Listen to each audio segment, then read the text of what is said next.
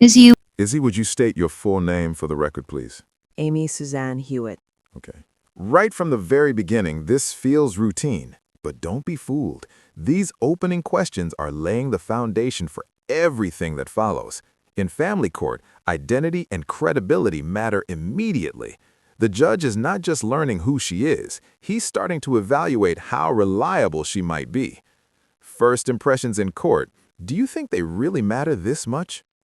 So, here's where the situation starts tightening. No disability income for 2 years? That's not just a gap, that's a major concern. Courts look heavily on... Would you state your full name for the record, please? Amy Suzanne Hewitt. Okay. Did you take any medication today before you went to the court? No. Okay. Are you employed? No, I'm disabled. You're disabled. Have you been found disabled by the government? Since my first brain surgery in 2014. So are you getting disability benefit? Well, I've missed my recertification when I moved, and we're fighting appeals right now, so I haven't gotten it back yet. So essentially, you're not getting any disability. No, not right now. How much was it before? It was $986 a month. 96. $986 a month. 986 a month. And when was the last time that you had gotten that money? It's been 2 years now. 2 years, okay. All right. Do you have a lawyer assisting you on that? No, ma'am. Okay. And you said you had missed your recertification? My recertification went to my stepmom's house, so she doesn't check her mailbox because she has a P.O. box. So she didn't know it was in there till months later. Okay. Do you know your percentage of disability? Do what? Do you know the percentage of disability? Do you have that, say, 50% disabled? I'm not familiar with it, so I don't know if they assign a percentage. Is there a percentage? Do you know? Okay, that's okay. All right. What are other source? So you're not getting that. So what is your source of income? You said you're not employed. No, I'm low income, single disabled mom. I get food stamps and Families First and child support from Sophie's dad. Okay. How much is the family?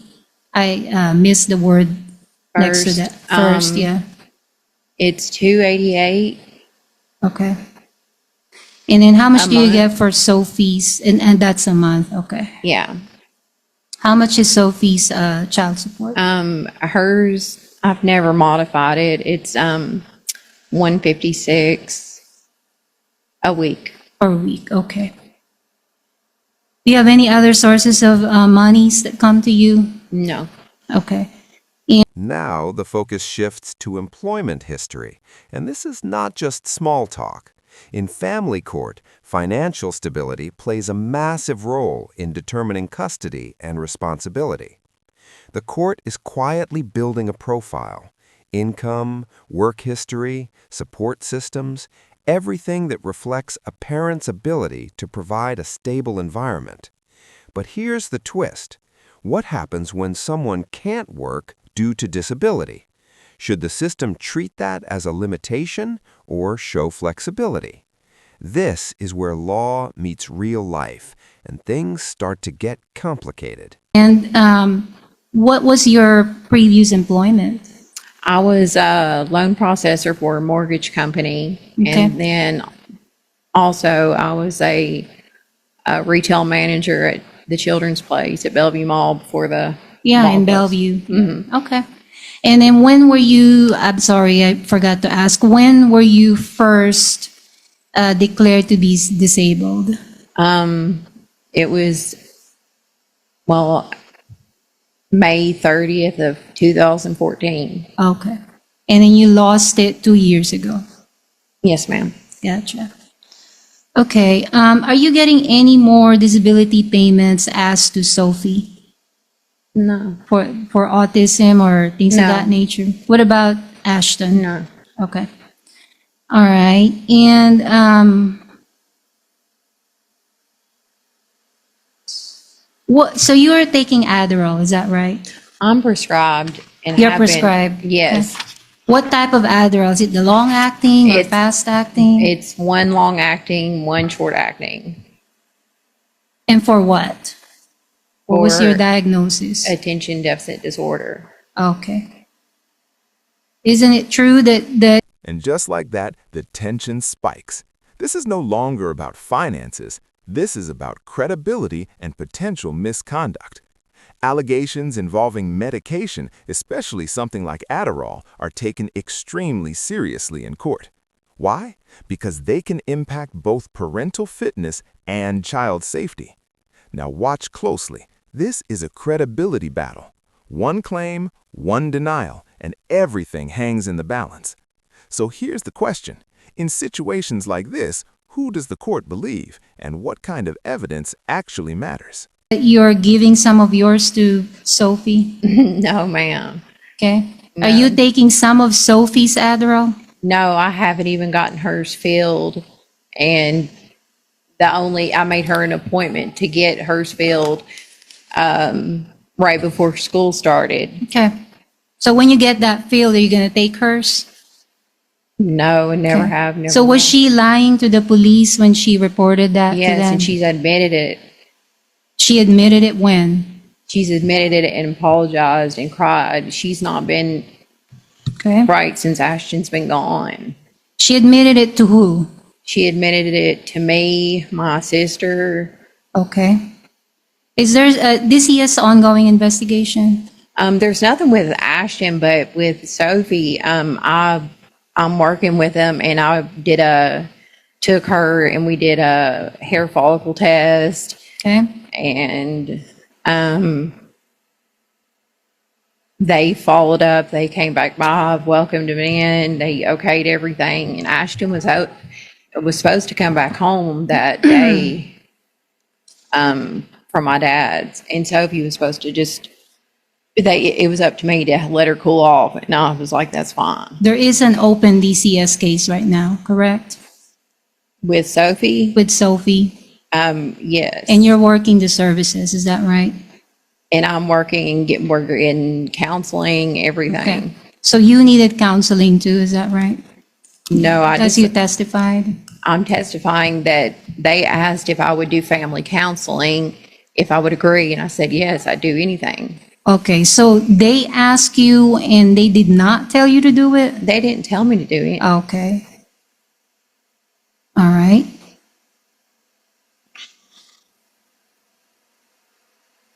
How's your driver's license? Do you have a court date in October, is that right? Yes. Okay. And that's been going on for about a year now, right? Yeah, And because you I haven't can't- resolved that? I can't get to Nashville for some reason in Dixon, you can't get it reinstatement. And I don't have like family or anybody that can that's why it's so hard to get to Ashton. Like I would never want to lose my visitation or seeing him, but I don't have anybody or any way to get to Kentucky or even Nashville. Okay, so, and that was suspended because you were driving under a suspended license, is that right? I didn't have insurance. You didn't have insurance, okay. And you're sure about that? That was not suspended at the time that you were charged with a suspended, this general sessions court case? I know it all started because I didn't have insurance. Okay. Do you have an attorney for that case? No, I can't afford an attorney. Okay. Did you bring any proof of income today? No, I don't. Okay. And you haven't given me any discovery responses from all the requests that I sent you, my office sent you, correct? Once I saved all that money up for that attorney, I didn't know. I was told you were sent whatever was asked for. So I don't know. Okay. Did you bring anything with you today in response to those discovery requests that I sent you? I mean, no, I don't even know what is on there besides, I know you just asked about my income, but I mean, I live in low-income housing. Okay. I'm just asking if you had brought anything. So you have nothing today to show the judge about. I sent you those photos that I was planning to put forward today. So you have nothing to show the judge about the condition of your home today? Well, I'm not allowed to bring in my phone, so I couldn't show pictures. I didn't have time to print them out. Okay.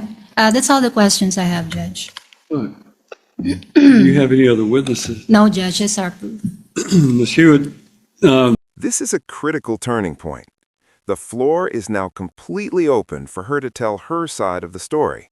In legal terms, this is her moment to present evidence, clarify misunderstandings, and directly influence the judge's final decision.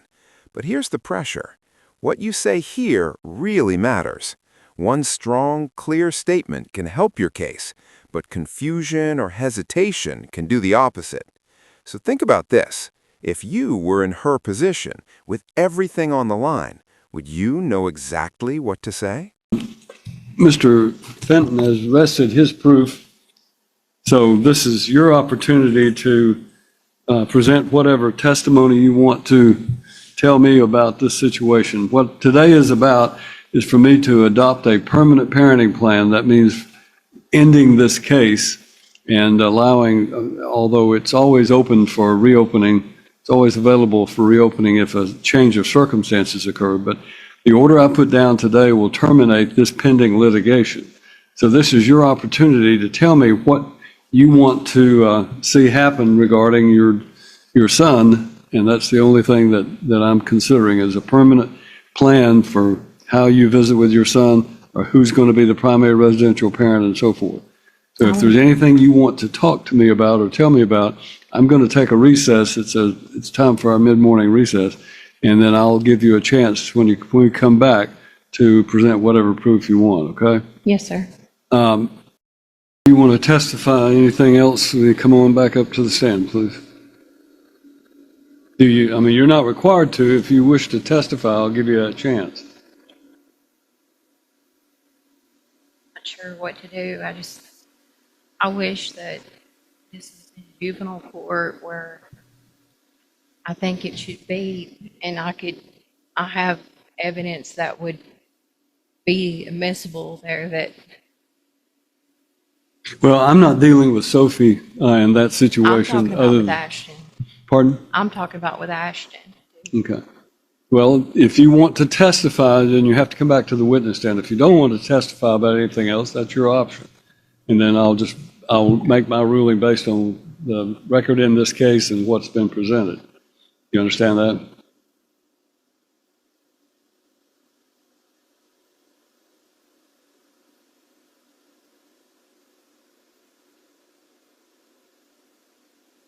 All right, then we'll proceed with this. Ms. Hendrickson, is there any other rebuttal proof you wish to offer? All right, I don't need any argument in this case. Court is well familiar with the facts and background of this situation, and as a matter of course, I am, in this particular hearing, required to make a determination about the permanent parenting plan that is to be adopted by the court.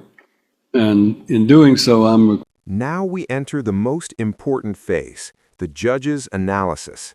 This is where emotion steps aside and structured law takes over. The judge is required to follow specific legal factors, things like stability, caregiving history, emotional bonds, and the child's best interests. This isn't personal, it's procedural. Every decision must be justified step by step. But here's what makes this powerful. Even though the law is structured, the outcome still deeply affects real lives. So ask yourself, can a checklist truly capture what makes someone a good parent? required to follow the factors and consider the factors that are set forth in 36.6.106 of the Tennessee Code, and those factors include the following. The strength, nature, and stability of the child's relationship with each parent, including whether one parent has performed the majority of parenting responsibilities relating to the daily needs of the child. This is a somewhat unusual case in that in the early years of this child's life, the mother was clearly the primary caregiver for the child, based on the fact that Father, Mr. Fenton, was not even aware that he was the biological father, based on the statements that had been made to him by Ms. Hewitt. He was not aware that he was the biological father, and as a result, he was not involved in the child's life in the early years. And as that factor may apply, it would apply to her as being the primary residential parent, the primary parent for the child's early life. But once Mr. Fenton became involved, that situation somewhat changed. At prior hearings in this court, the court considered and relied upon the statements that Ms. Hewitt made regarding this child's physical limitations and special needs, and limited Mr. Fenton's initial visitation with the child based on the fact that the court has always tried to err on the side of protecting the child's best interests. And if someone who's unfamiliar with the child suddenly becomes in the child's life, then I have to consider how that impacts the child. So that was the reason that Mr. Fenton was granted some limited visitation to begin with the idea that it grew the relationship between Mr. Fenton and the child. As this situation progressed and future hearings were conducted, the court unfortunately determined that Ms. Hewitt was less than candid and truthful with the court regarding the child's physical and physical needs, health care needs, and the special needs that this child has, and the steps that she had been taking to try to ensure that the child was receiving the type of care. It became readily apparent to this court that Mr. Fenton had done his homework and had checked into and became much more aware of this child's needs, and found out that the child's needs were not being met. And for that reason, the court, and we also viewed a video that had been transferred, that had been videotaped during a transfer of custody, wherein Ms. Hewitt demonstrated a behavior at that time that this court found to be unacceptable regarding the best interest of the minor child. So at that point, the court believed that it was in the best interest of the minor child to transfer the custody temporarily and make him the primary residential parent. Everything that I have heard since that time has convinced me that that was the appropriate step, that was the appropriate thing to do. So considering the strength, nature, and stability of the child's relationship with Mr. Fenton versus Mrs. Hewitt, since he has been made the primary residential parent, I clearly find that Mr. Fenton's relationship with this child is much more stable, it is stronger, it is more caring and protective of the child and ensuring that this child's needs are being met than the relationship that Ms. Hewitt has had now under the limitations that she has with the weekend visitation, or even in the past, because of the fact that testimony has been that she has been somewhat verbally abusive towards this child, according to the testimony before the court. So factor number one of that code section clearly applies in favor of the father. Each parent or caregiver's past or potential future performance of parenting responsibilities, including the willingness and ability of each of the parents and caregivers to facilitate and encourage a close and continuing parent-child relationship between the child and the other parents. This factor, again, clearly favors the father in this case, because Mrs. Hewitt, both in her testimony in the past and her actions, has made it clear, abundantly clear, that she wishes that she had never even sought child support for the child, because that's what led to Mr. Fenton being involved in the child, and she would rather have kept him completely out of the child's life, as she did in the past, rather than let him have a relationship that he now has. So I find that that is, that clearly Mr. Fenton, who wants to have a relationship with his son and who wants her to have a relationship with the son, I think that factor, again, favors the father. I don't have any indication that Mrs. Hewitt or Miss Hewitt or Mr. Fenton have either one actually attended the court-ordered parent education seminar, but they're both going to have to submit proof of that within 60 days, I think is what the parenting plan says. The disposition of each parent to provide the child with food, clothing, medical care, education, and other necessary care. Part of my concern and part of the reason that I relied upon, the reasons that I relied upon in making the change of temporary custody to Mr. Fenton was the fact that I felt that Miss Hewitt was not providing this child with the type of medical care that the child needed. This child's medical needs were not being addressed. The cardiologist's appointments were not being kept.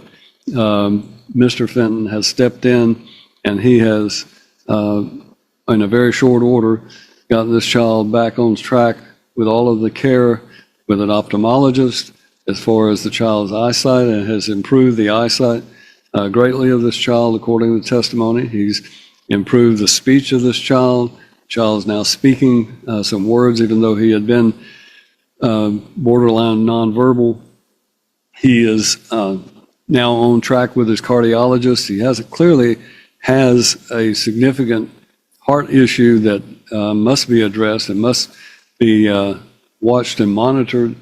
I know this because I have a cousin. When I was a young child, my cousin, who was 10 or 11 years old, had a hole in her heart, and she had surgery, and she died on the operating table. So I'm well aware of the fact that a heart issue with a minor child can be very, very concerning and very, very serious and needs to be dealt with. So the fact that Mr. Fenton has stepped in and in short order has gotten this child on a right track to improve his education and speech, his health, and all of his, and his eyesight and everything else, clearly, again, affirms that this was the right decision to have been made, and that factor clearly favors him. It is also, unregrettably, a fact that this court finds that Mrs. Hewitt had disability according to the testimony and let that disability expire because she did not get a confirmation or reconfirmation or reaffirmation of her ability to have that. If you are disabled, then that's one of the most important things you can do, because if you're saying you're not able to work, then you're going to have some way to support yourself and your child. There is as this court is well aware, Social Security disability also provides a benefit for the children.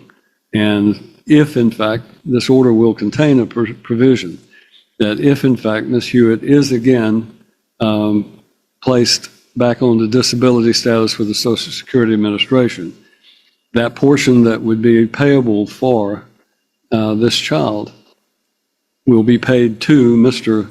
Fenton, because clearly I'm headed in the direction of making him the permanent parent, primary residential parent, but that benefit will go to him and not to her. So it needs to be sure that that is in this order so that it can be sent to the administration, Social Security Administration.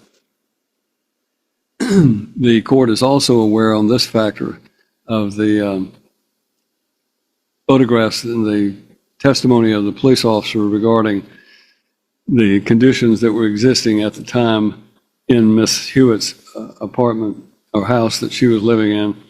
And frankly, those conditions are unacceptable for any child to have to live in that kind of filthy environment.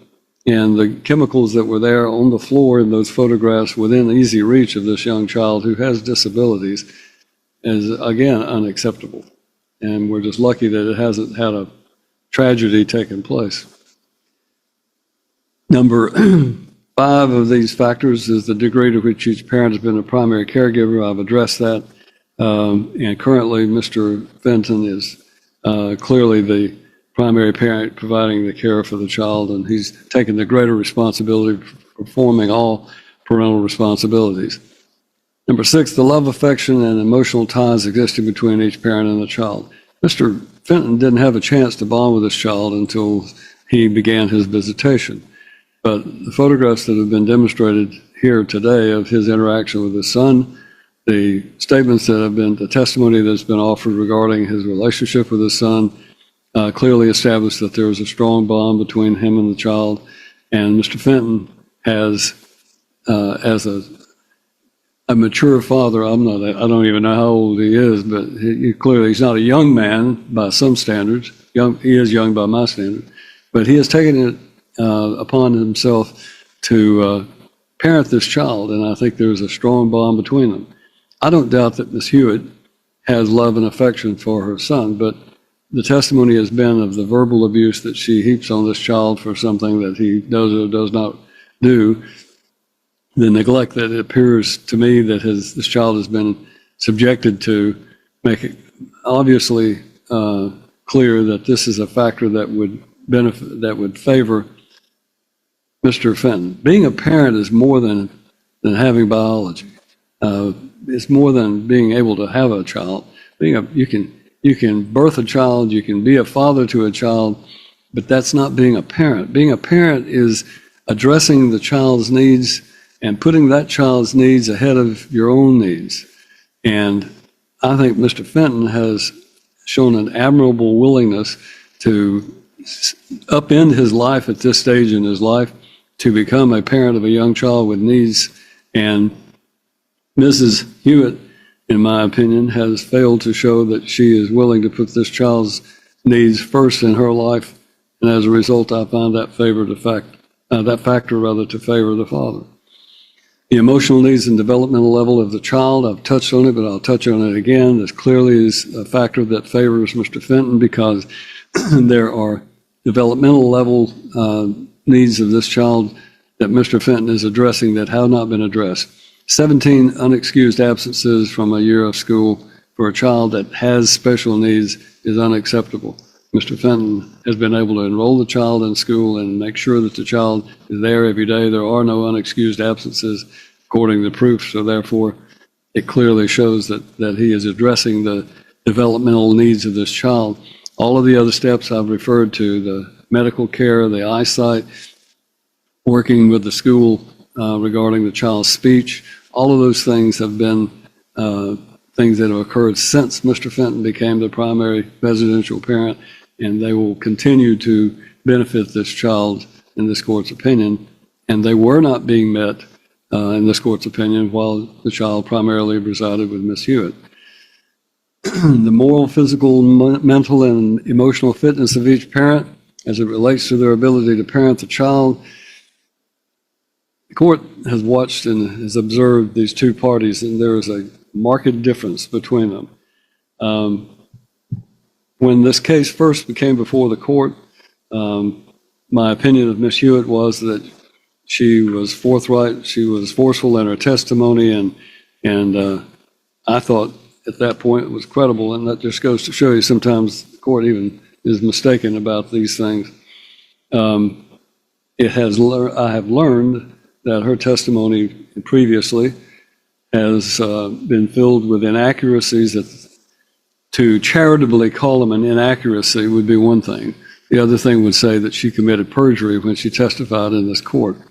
But in any event, the court is of the opinion that Mr. Fenton has not demonstrated, and he is here today despite the fact that, and subjected himself in the past to testimony, even just in the fact that there have been some false allegations made against him in the past that came out in a prior hearing, and those things have been completely proven to be untruthful and unmerited. And the fact of the matter is that was something that Ms. Hewitt attempted to use against him, and those things, this court is of the opinion, again, demonstrate the difference between these two is marked. I don't find that the testimony of Ms. Hewitt today and her demeanor in court demonstrate to me that she is either emotionally fit to have the primary care of this child or not. the use of Adderall. Adderall is a drug that can have great benefit to people who have a demonstrated need for it. It is a drug that is often abused by people who have a drug issue, and the use of Adderall has been testified here today concerns this court greatly regarding whether or not Ms. Hewitt is actually using this drug in the way that it was intended to, or if there is a demonstrated need for Adderall.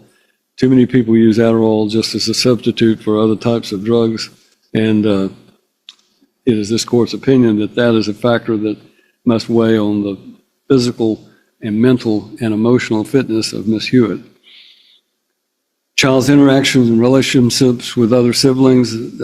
Obviously, the court has heard testimony regarding Sophie, the child that Ms. Hewitt has, that is still in this situation. I don't know whether that situation will change based on the Department of Children's Services. This court doesn't have the power to make certain parents good parents. I wish I did. I wish I could wave a magic wand and, things would be different for Sophie growing up.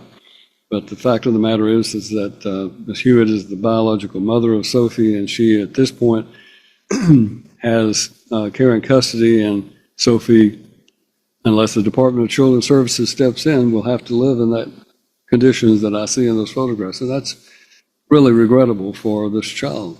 One of the reasons I wanted this child to be outside of this courtroom is that if she has to live with Miss Hewitt, then under those circumstances, I did not feel like it was appropriate for Sophie to have to listen to some of the things that were being said about her mother.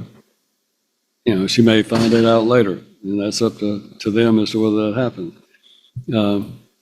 But another factor that the court considers is Ms. Hewitt's statement that Sophie, who made these statements regarding the use of the Adderall, her Adderall, and so forth, to the investigating officers and other people, that she suddenly confesses to her mother and to her mother's sister that she was lying about that. Well, that's typical of a scenario where a child is recanting a testimony when they find that they are still having to live with the person who is doing something that's inappropriate.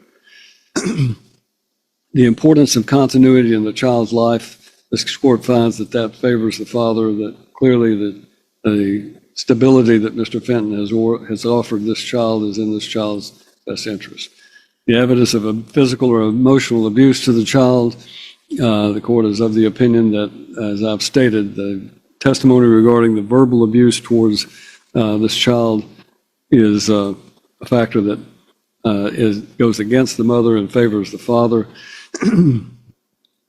The physical abuse can also be attributed in some regards to the neglect that has occurred while in Ms. Hewitt's custody. The character and behavior of any other person who resides or frequents the home of the parent and the person's interaction with the child. There's no testimony regarding that about any of the other parties. The reasonable preference of the child of 12 years doesn't apply. Each parent's employment schedule, Mr. Fenton is the only one employed, and his testimony is he works a 40-hour week average, which is fairly standard, and he has other folks who are able to assist him, his fiance and her daughter who live with him. So there's no problem with his work schedule.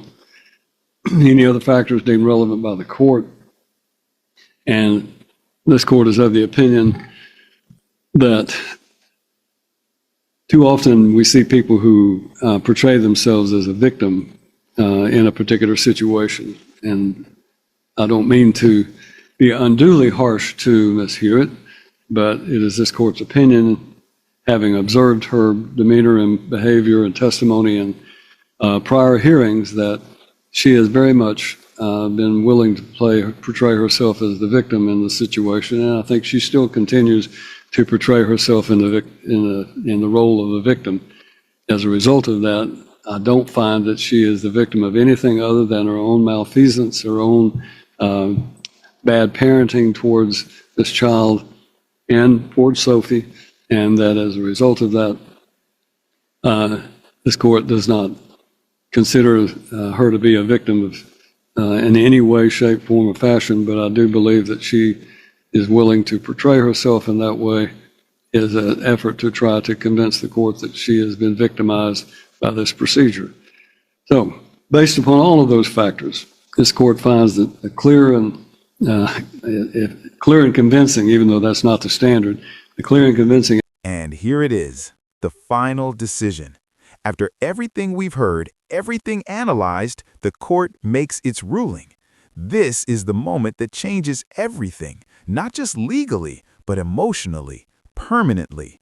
Custody decisions like this reshape families, routines, and futures.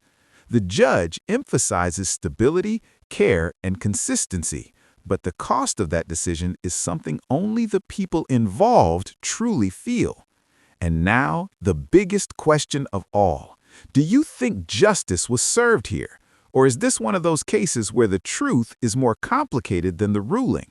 Evidence in this case is that Mr. Fenton is should be, and it will be made, the permanent primary residential parent of this child.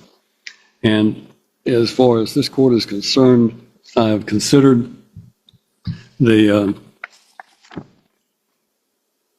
permanent parenting plan that he has proposed, and this court adopts that proposed parenting plan in its entirety.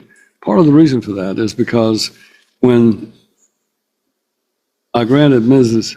Hewitt the visitation, there were multiple instances that she didn't visit with the child, or multiple instances where she failed. She would come pick the child up and then say, I can't bring him back. And that is playing games with the court's orders and this court's opinion. Right now, based on the circumstances that I've heard today, the conditions existing in her home, it is inappropriate for her to have overnight visitation here in Dixon County, and therefore her visitation will be set in the county wherein Mr. Fenton resides, and it will not be supervised, but it will be according to the schedule that is set out there, and then it will be incumbent upon her to visit with the child there. Now, the parties can agree at any point to a different schedule, Mr. Fenton. If she's up there for the weekend and or up there for the day and can spend the day with the child there in that county, but I am ordering that her visitation at present be exercised in the county where you reside, not bringing the child back and forth. And every other aspect of this proposed parenting plan the court will adopt. The child support issue, at this point, Mrs. Hewitt is not employed. I don't have any real evidence before me to say that she couldn't be employed, but she is not. And Mr. Fenton is willing to waive child support at present. I'm not waiving it, I'm simply reserving it. And that means that if she becomes employed, then this issue can be revisited. If she becomes disabled or gets her Social Security disability reinstated, as I've stated, then that benefit for the child will go to Mr. Fenton. But the issue of child support, she might play the lottery and win that $1 billion lottery. In that case, she's going to need to pay her fair share of child support. That's why I'm reserving it and not just waiving it. So it'll be reserved, and it'll be there in the event the circumstances change to where it could be done. Now, I've spoken fairly harshly about you, Ms. Hewitt.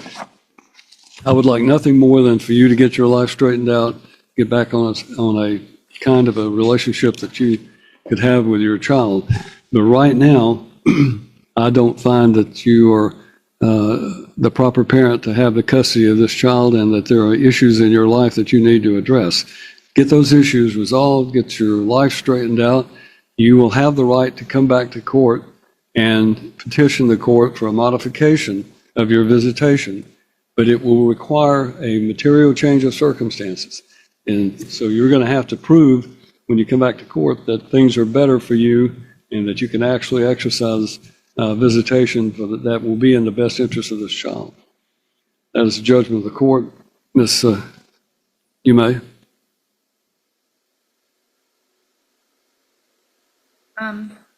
So I heard you say that you're adopting the parenting plan. Would that include the imputation of Ms.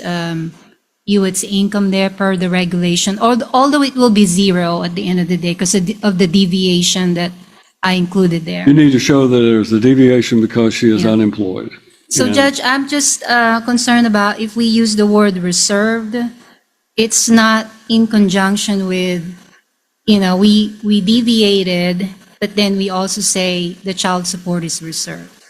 Can we say that? I am not considering your calculation of child support because that was based on an imputation of income to someone who is not working and who says she was on disability. Okay. I am instead simply reserving the issue of child support so that in the future, if she becomes employed, it can be revisited.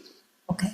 So however I drafted it, I'll keep it that way. Is that right? That's correct. Thank you, Judge. All right.